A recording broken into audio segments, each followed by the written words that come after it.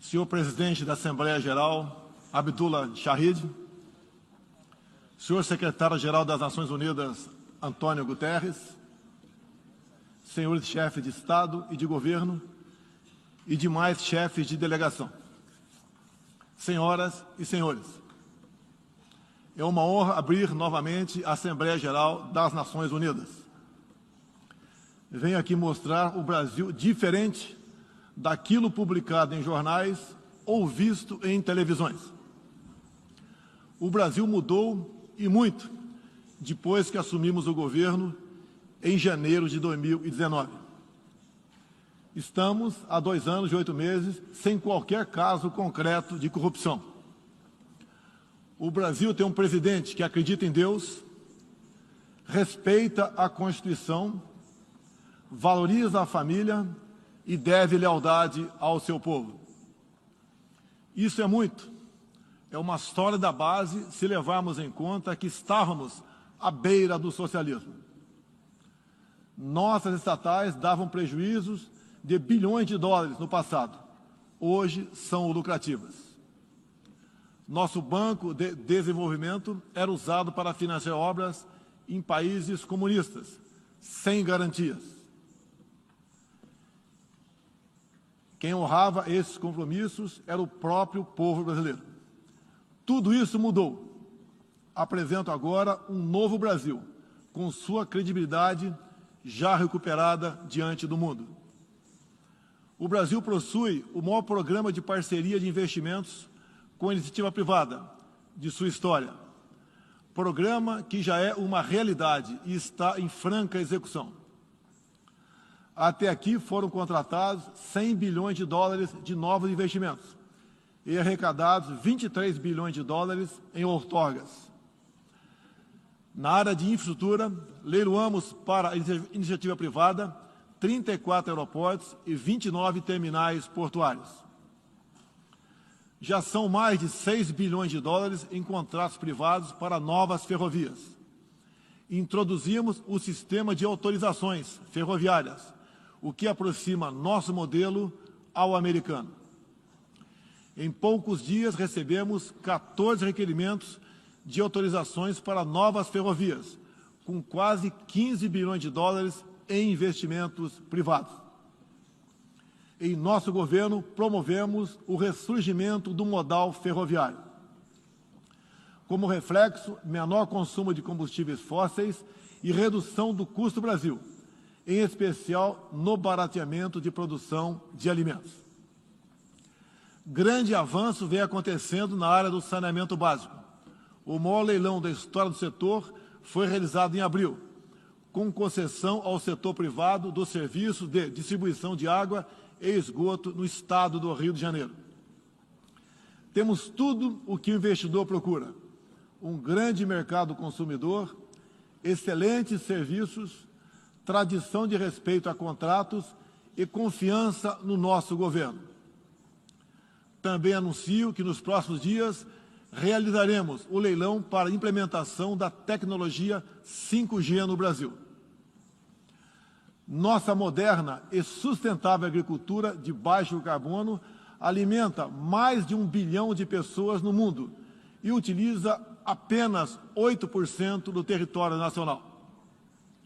Nenhum país do mundo possui uma legislação ambiental tão completa quanto a nossa. Nosso Código Florestal deve servir de exemplo para outros países. O Brasil é um país com dimensões continentais, com grandes desafios ambientais.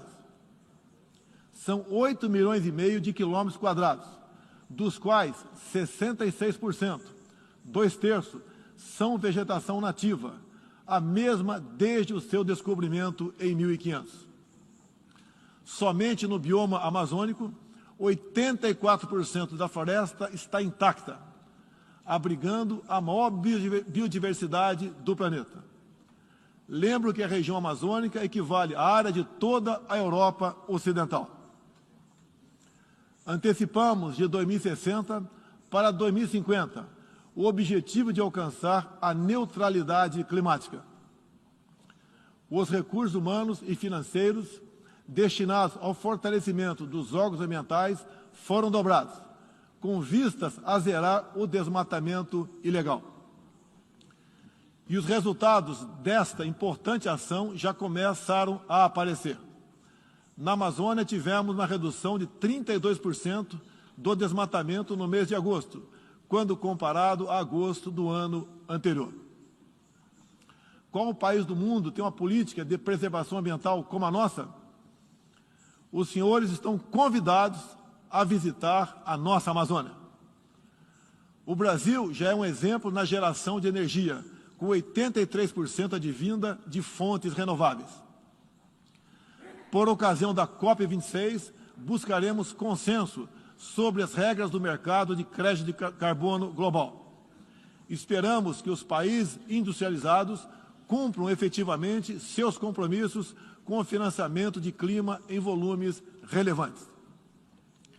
O futuro do emprego verde está no Brasil. Energia renovável, agricultura sustentável, indústria de baixa emissão, saneamento básico, tratamento de resíduos e turismo. Ratificamos a Convenção Interamericana contra o Racismo e formas correlatas de intolerância.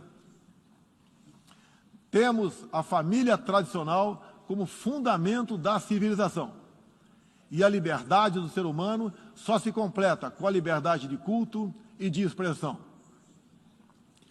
14% do território nacional, ou seja, mais de 110 milhões de hectares, uma área equivalente à Alemanha e França juntas, é destinada às reservas indígenas.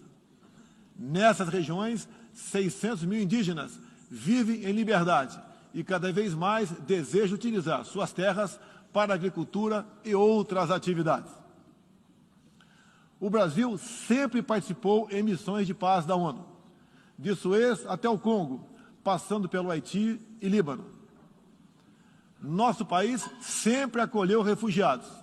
Em nossa fronteira com a vizinha Venezuela, a operação acolhida do governo federal já recebeu 400 mil venezuelanos deslocados devido à crise político-econômica gerada pela ditadura bolivariana.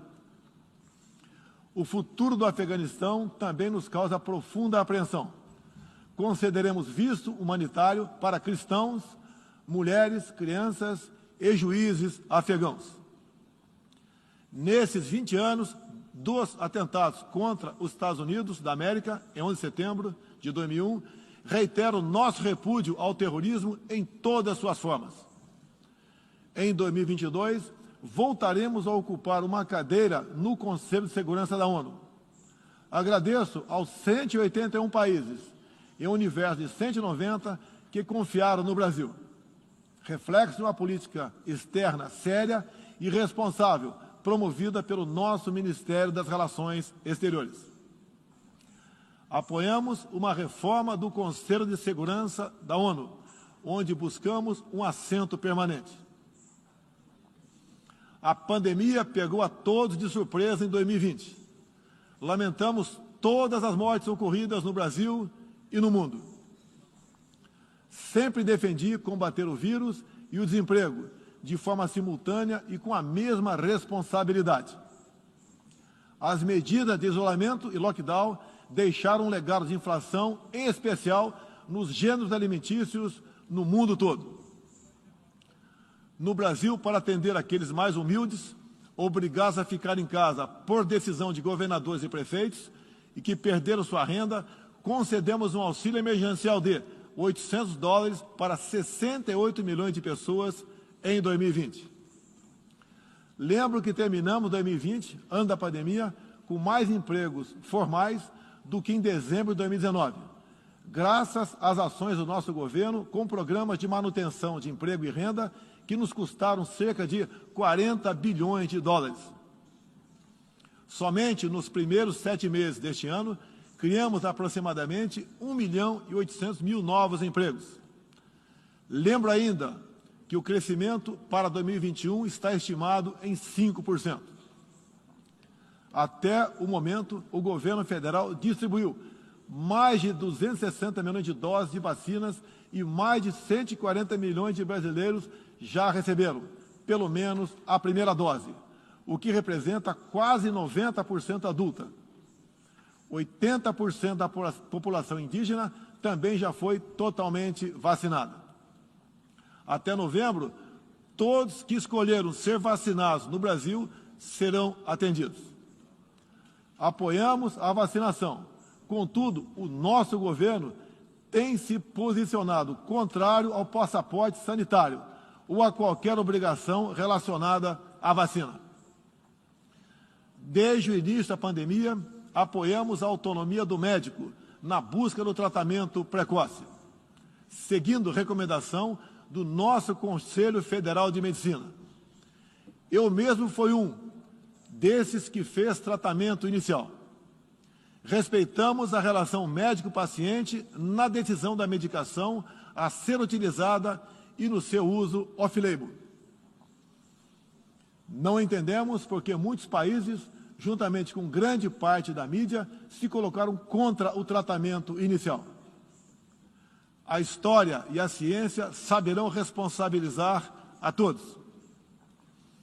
No último 7 de setembro, data da nossa independência, milhões de brasileiros, de forma pacífica e patriótica, foram às ruas, na maior manifestação de nossa história.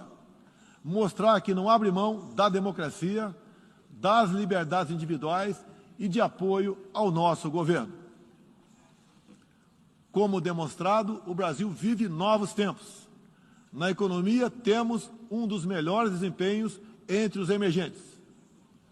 Meu governo recuperou a credibilidade externa e hoje se apresenta como um dos melhores destinos para investimentos. É aqui, nesta Assembleia Geral, que vislumbramos um mundo de mais liberdade, democracia, prosperidade e paz. Que Deus abençoe a todos.